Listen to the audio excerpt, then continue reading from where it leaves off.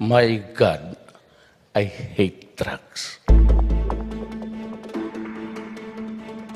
Now, bukod pa po dun sa mga hakbang na binanggit natin kanina, as we speak, nagpe-press conference po ngayon si Secretary Bello ng Department of Labor tungkol nga po doon sa kanyang mandato na mga wage boards ay dapat ng pag-aralan kung kinakailangan na nga mag-increase ng minimum wage. As I said, nagpe-press con din po sila ngayon sa office ng DOLE. No? So, ha? Anong opinion? Ngayon pa lang po binigay yung order. Kailangan mo kasi yan, normally, there should be a petition. Pero ang ginawa na ng presidente, inutusan na sila, wag na kayo magantay ng petition. No? Pag-aralan na on your own. No? Kung kinakailangan na ngang itaas ang minimum wage. And I just got a text from Yusek Wimpy Fontebella. Ang dami nga lang niyang tinext. Napakaano naman ito kung babasahin. Pero ang kanyang sinasabi ay, among others, ang DOE daw, mga hakbang na ginagawa nila ngayon para maibsan itong pagtaas ng presyo ng langis. Unang-una po ay yung ini-insure nila na dapat yung taas ng presyo ng bilihin sa mga local gas stations ay alinsunod sa taas ng presyo in the world market, and that there will be no great disparity between the increase in world prices and in the increase in local pump prices. Tapos sabi niya, para ma-ensure ang ating supply security, meron po tayong mga kasunduan with Thailand para po magkaroon ng joint study, investigation, and assessment of possibilities of cooperation on supply. Meron din daw tayong agreement with the U.S. Department of Energy assistance in assessing the options and potentials for Philippine strategic oil stockpiles. Meron din tayong agreement with Japan's Ministry of Economy, Trade and Industry, assistance in response for energy security initiatives in the ASEAN region to conduct a feasibility study on development of a master plan and comprehensive scheme for oil stockpiling. Okay? So, ang sabi rin niya rito is the worst case scenario, the DOE can always exercise its powers to regulate the distribution of oil products in the country, no? So, okay, pero mahaba po yung kanyang text. Ang sabi ko, mag-yes na lang siya sa Thursday kasi hindi tayo sigurado kung saan ang press briefing tomorrow, no? Tentatively, it's supposed to be Bontoc, but apparently Bontoc is so difficult to reach. So it might not happen in Bontoc. We might have a press briefing here tomorrow, in which case I'll invite Undersecretary Wimpy Fuentebella tomorrow if we will have the press briefing here tomorrow. No? Okay. Questions now. Questions. Maricel Halili, TV5. Hi, sir. Good morning. Sir, may we have your reaction with regards to the statement of Senator Kiko Pangilinan calling for Solicitor General Jose Calida to resign from post? Meron daw po kasi siyang 150 million peso deal with the government referring to his family's security agency. So parang wala naman daw, ano daw yung difference nito doon sa situation ni Secretary Teo? I think your question should be addressed to Solgen Calida because he was asked to resign by Secretary Francis. No? But my reading of the Constitution and the anti-graft law supports the conclusion made by the Solgen that there is no conflict of interest. No? He resigned all his corporate posts before he became Solgen, and I don't think mere ownership of stock certificates is prohibited by the Constitution. I have the constitutional provision here, and the prohibition is cabinet members shall not during their tenure directly or indirectly practice any other profession, participate in any business, or be financially interested in any contract or with any franchise or special privilege granted by the government or any subdivision, agency, or instrumentality thereof, including GOCCs or their subsidiaries. Stock ownership obviously is not covered, no? So it has to be, you have to be part of management to be guilty of violating Section 13. And this is also mirrored in RA 6713. No? It's not, the prohibition is to directly or indirectly have any financial or material interest in any transaction requiring the approval of their office. Kaya nga po ang sabi ko dun sa isang interview ko, I think with Channel 7, kung ang security agency contract ay sa OGCC, talagang lagot siya. Kasi siya ang approving authority. As in Juan Dateo, it was also in DOT. Pero if it's not in his office, then I don't see the conflict of interest. But I could be wrong. I'm sure this matter will be pronounced upon by our courts. Meaning, sir, hindi ito enough grounds for Yes, him I to think resign. mere stock ownership is not prohibited for as long as you declare it in your SALN. And right now, the situation for Soljan Kalida is he acknowledged that he has stock ownership, but he's not exercising any management powers in the company, the shares of which are still owned by his family. Okay. And he has not entered into any contract with his own office, the Office of the Solicitor General. So I think there's a world of a difference between the Juan Dateo transaction and Solicitor Kalida. Kayo naman, alam niyo naman kung bakit lumalabas yung mga pula na yan kay Soljan Kalida. Nanalo kasi siya doon sa co-warranto petition niya. Binabawian siya ng mga kalaban niya, no? Yung Sir- mga nasaktan doon sa ruling ng co-warranto. Obvious naman yan. So Liz. basahin ko lang yung question ni Pia, baka may dagdag ka pa rin about Soljan Kalida. Documents show the security firm owned by Soljan Kalida's family bagged 10 government contracts. Two with the DOJ, Kalida will still own 60% of shares as of September 2016. Does Malacanang see any conflict of interest here? How will it deal with the issue given PRD's strict guidance on integrity of cabinet officials? Again, I read to you the provision of 6713. It has to be interest in any contract requiring the approval of their office. Basta hindi siya mangontrata sa Office of the Solicitor General. Even if he enters into contract with DOJ, the DOJ is not under him. In fact, it's independent of the OSG, and they only go to Congress for purposes of budget presentation. No? Sabay lang sila nagpipresenta ng budget nila, but they're autonomous from each other. Okay, other issue? Hi sir, good morning. Yes, Rose? Sir, ano na po yung update nung bago po nagbitiw si Secretary Juan Dateo, nagsumiti po siya di umano yung nagsimuti siya ng proposal to outsource visa processing for Chinese tourists sa DFA. At ang ipinapanukala raw pong kumpanya ni Juan Dateo ay isang pribadong kumpanya na maliit at dati nang nasangkot sa credit card scam. Ano po yung update dito ni Secretary Cayetano? Nako, you better ask Secretary Cayetano po because I have no idea. As you know, both passporting and special visas sometimes fall within the consular affairs functions of the DFA.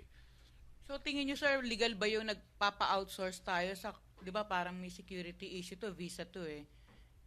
May tingin niyo meron pong irregularidad sa ganitong panukala? I cannot come up with a legal opinion as spokesperson, pero there was an observation made by a prior Secretary of Foreign Affairs that even the printing of the passport was illegally subcontracted. Although that's one legal opinion, others have different opinions. Thank you sir. Okay, Inaandolong. Sir, you mentioned that in the next or upcoming cabinet meeting, different agencies will be submitting measures or contingency plans po ba yun for... Hindi naman, alleviation measures. May isa pa palang dinagdag si Undersecretary Wimpy, yung vouchers daw for jeepney drivers under the train law. They will make sure that these vouchers are given to jeepney operators. Nasa law yun eh. He cited it. Well, kaya nga sisiguraduhin natin na makuha nila yun. No? Sir, dun sa alleviating measures, what was that upon the President's instructions? Because I remember more than 2 weeks ago, economic managers briefed the President about this issue of inflation. Does this mean that the President has a special concern now over the rising prices of goods? Well, I think ang special concern is the rising price of crude oil. And kasi for the longest time, they appear to be increasing and increasing. It's a worldwide problem. Unfortunately, kaya nga napaiyak na si Presidente nung sa Alegria kasi talagang wala tayong sapat na langis to support our needs. No? We have to import 90% of our petroleum requirements. No? Kaya kahit anong gawin natin dito, we're ever dependent on imported oil. No? Pero which does not mean that we take it sitting down. Pero I think the fact na yung pace ng increase ganitong kabilis is a reason for us to look for alleviation measures. And But that- nothing deviates from the economic assumption of the managers. No? And that will be the main agenda of the next cabinet Hindi naman. meeting. Siguro I think it will be one of the agenda. Alam mo naman ang agenda namin marami, no? Because we meet at least 7 hours once a month, no? And we discuss many things. And sir, earlier you said that you're ready to follow or comply if in case congressmen or lawmakers pass a law suspending Of the course. train law. But since the train law is the source of funds for key projects like the BBB, won't you oppose it? Won't you ask your allies in Congress to oppose such measure? Well, so far naman si President has not really exercised his veto powers. I can only remember an instance when he did, and that was when the train law called for lower sin taxes. So he vetoed that provision in favor of the sin taxes law to make sure that sin taxes will not be reduced. So he's very circumspect in his power to veto. Questions? Pia Gutierrez. Sir, I know that the DFA will give a briefing on this, but can you give us an overview of what President Duterte plans to do in South Korea? It's normally Assistant Secretary who? But normally it's the same, di ba? Si Tess ang De Vegang nagbi-brief sa press corps, no? All I know is that there will be a summit with the South Korean leader on the 4th, no? So that's the main agenda, no? The summit with the South Korean president. Do you know what summit, sir? And what Well, is yun that lang about? alam ko because normally it's the DFA that will not give us, in fact, the complete itinerary until we get there. But usually, si Tess de Vega will give the members of the media a briefing. I think this will be this afternoon. Well, in my schedule, there's a scheduled briefing on the president's visit this afternoon. I don't know if you've been informed. Yeah. Di ba traditionally, she comes here and briefs you? Does it include a meeting with South Korean President Moon? Dun sa- I'm not sure about the details now. No, I will really have to defer to the DFA because, as I said, even we don't get a copy of the actual itinerary unless it's on the day itself. Okay. Joseph, we have question? Sir, yung sa train lang, no? Okay. Hindi mo pwedeng isuspend yung whole train, correct? Kasi maka-apekto sa revenue collection natin dyan. What we can do is that meron namang self-executory na Yes. provision yung Yes. $80. Yes. So that's the most. Para Yes. medyo ma-arrest yung Unless increases. Congress repeals the law altogether. They have, kung halimbawa ganun yung direction nila. As I said, the president, as a lawyer, respects the separation of powers.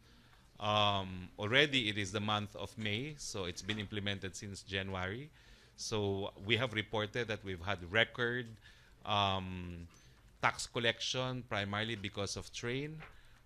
So if it will be suspended, well, I hope it is Congress does not do so because meron na talagang projected expenditure for the expected rise in tax intakes, no?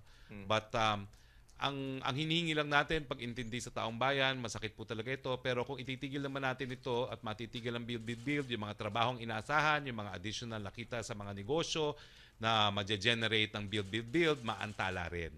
So pare-pareho tayong malulugi, no? So hangga't maaari, sana ilimit natin ang ating gagawin kung ano na yung nakasulat sa batas mismo. Sir, your opinion, yung position, yung ibang grupo would like a 750 across the board increase sa minimum across all over the country daw. I said that's legally impossible because we cannot impose a national minimum wage now because the regional wage boards were created by law. Congress has to repeal that law and authorize a national wage hike anew. Okay, So kinakailangan po ng batas galing sa Kongreso. Last four. Dreo, Rose, and Bernadette.